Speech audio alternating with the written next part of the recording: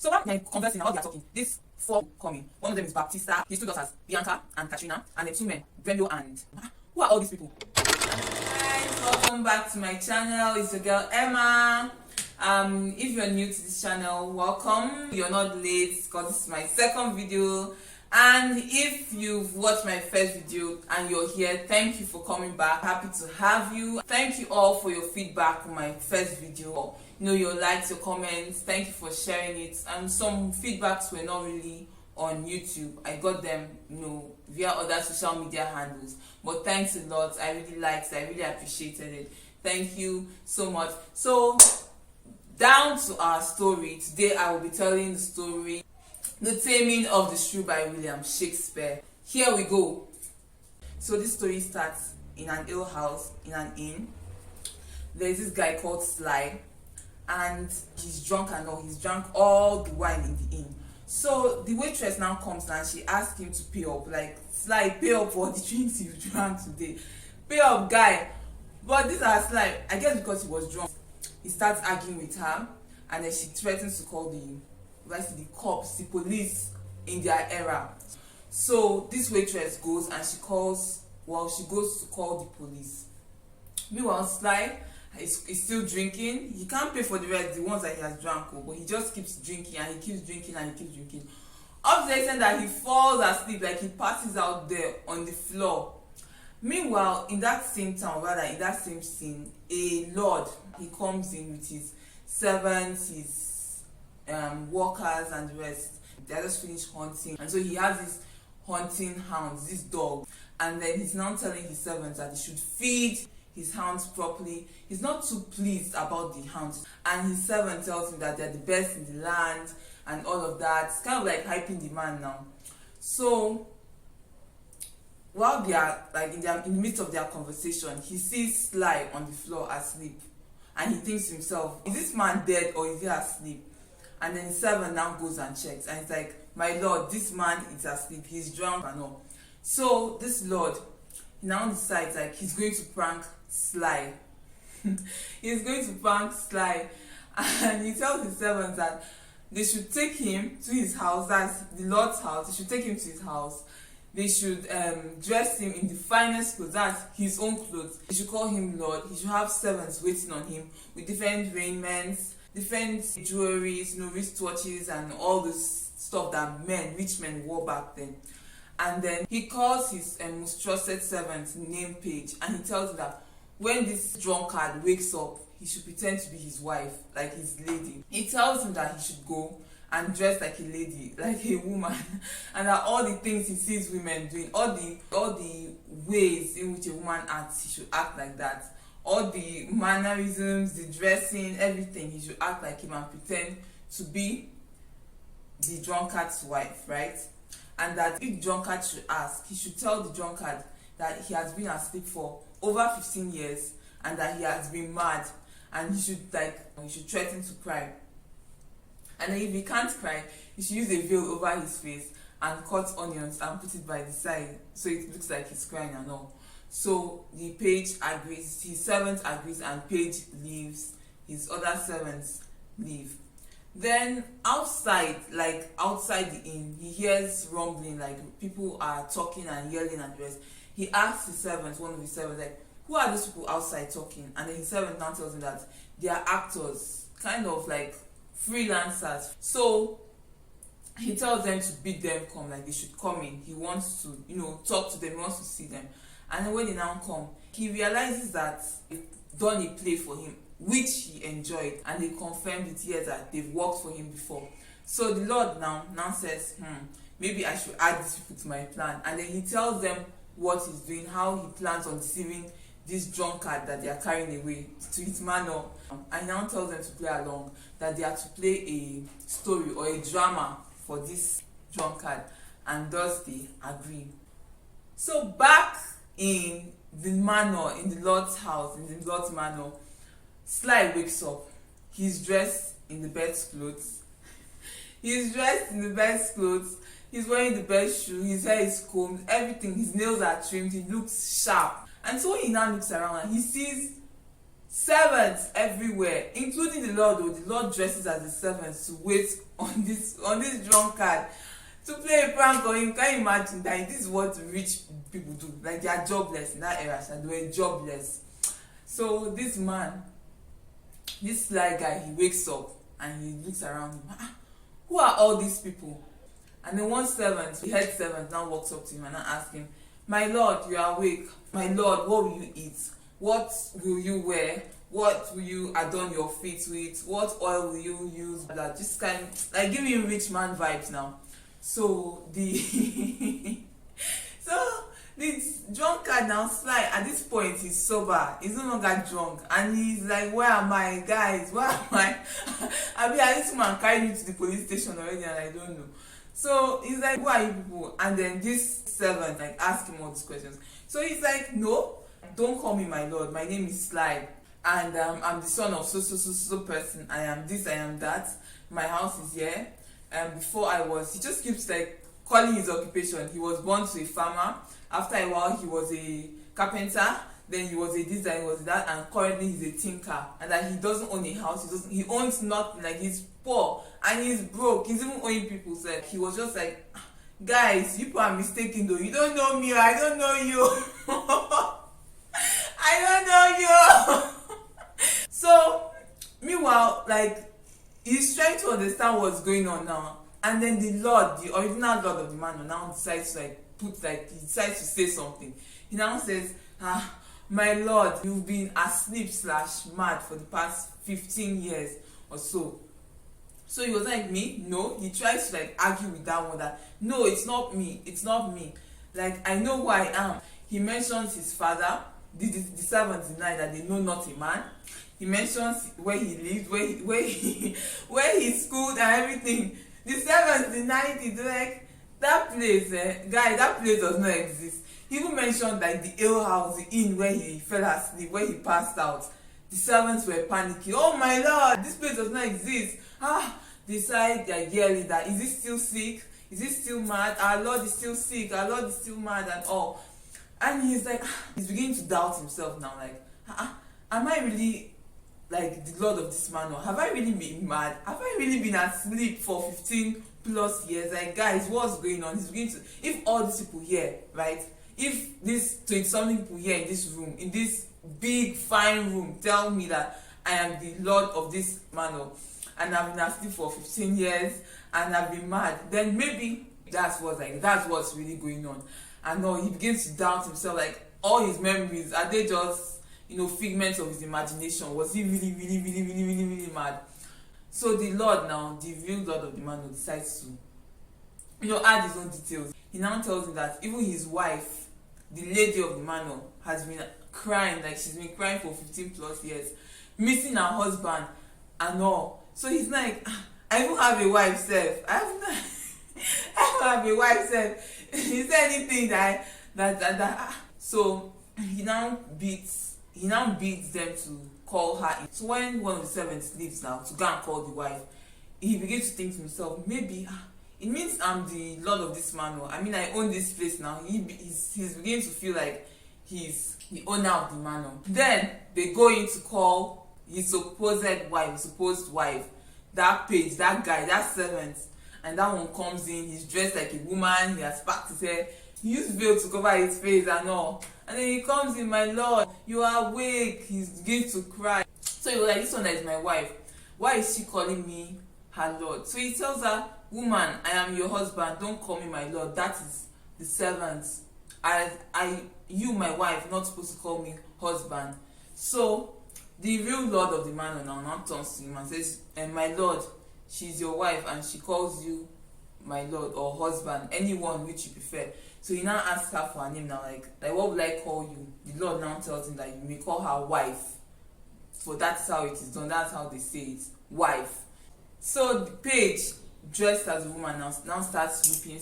He tells him how for over 15 years he's been mad and he's been asleep, and how she's missed him and she's been away from his bed and all of that. So he now decides, maybe this is the time. He tells her, "Cry no more, my lady. This is the time for us to go to bed." He now tells all the servants that they should leave the room and leave him and his lady alone to go to bed. And I guess they weren't expecting this and all of that.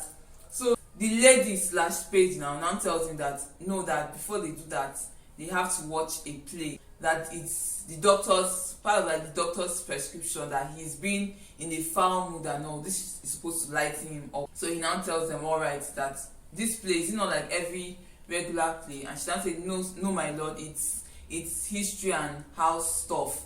It was like, all right. And so the story begins. You know the actors that I told you about in the beginning, they now start the play now.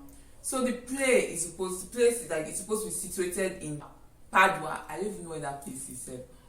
Okay, so they're in Padua, a place in Padua.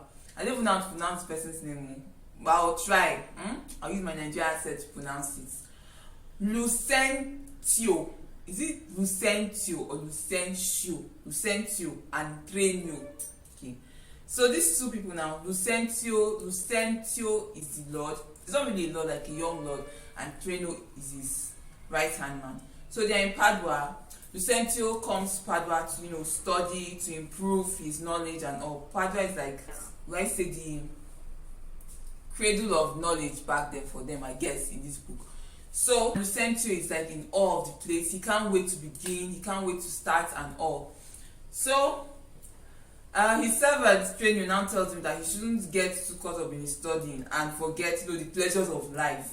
So while they are conversing and while they are talking, these 5 people coming, group of people coming. One of them is Baptista, an old man, a rich old man. His 2 daughters, Bianca and Katrina, and then 2 men. These 2 men want to marry Bianca, Gremio, and let me check.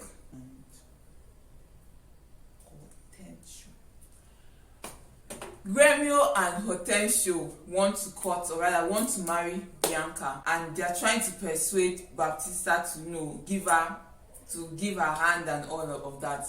But Baptista disagrees because Bianca is Katrina's younger sister.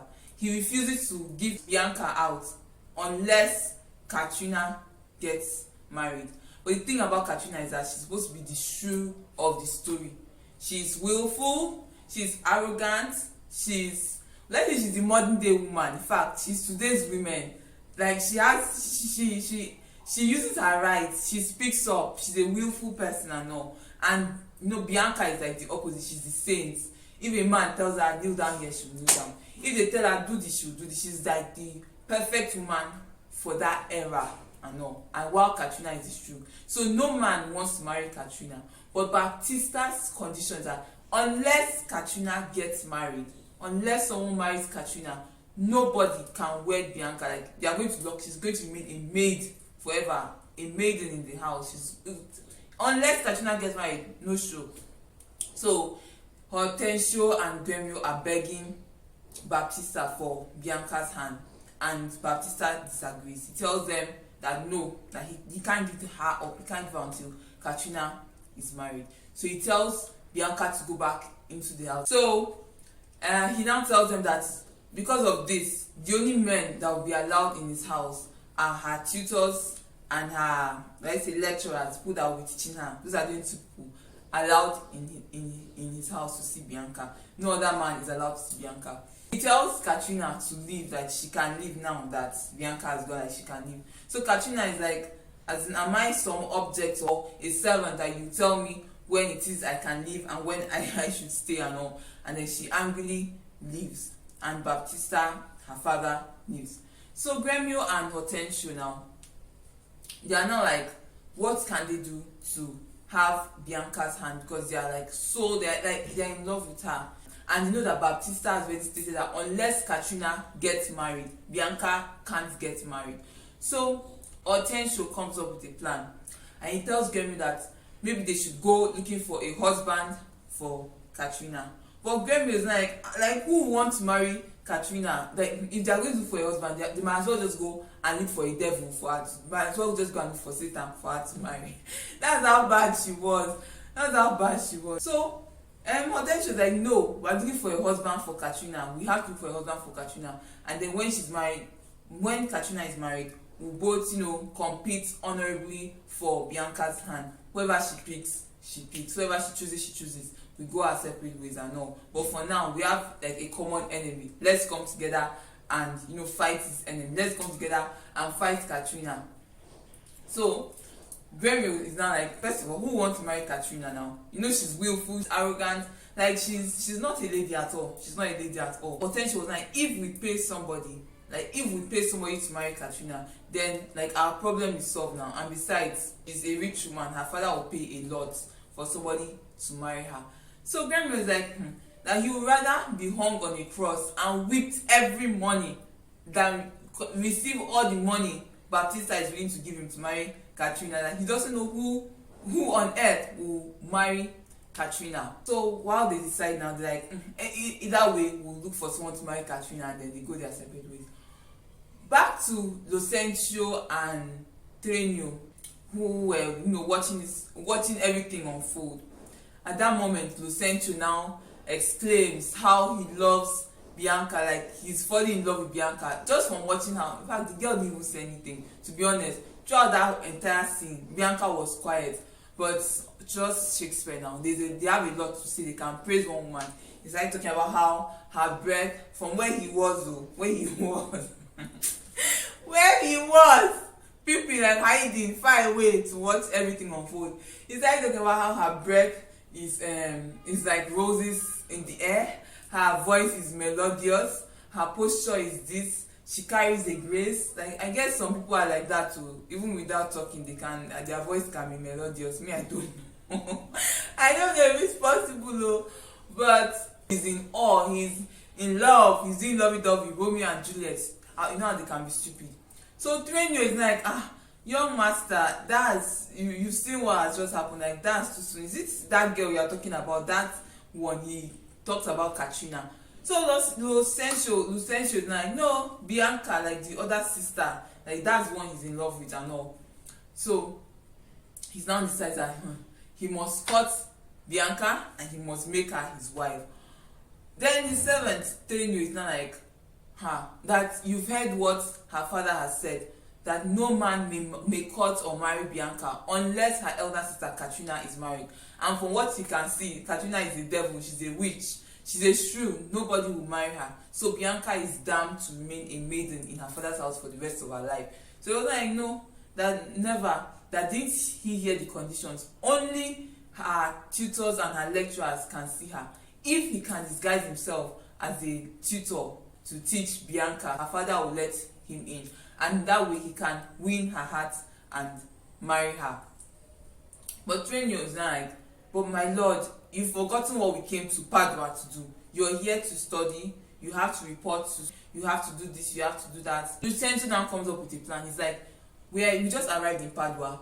We haven't gone anywhere. Nobody knows who you are. Nobody knows who I am. Nobody knows I'm Lucentio, the young master. Nobody knows that you're Trenio, my servant.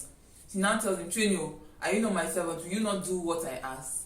And then the servant now says, yes, my lord, I will do it because I love Lucentio, you're my lord. All those pledge of allegiance to Lucentio.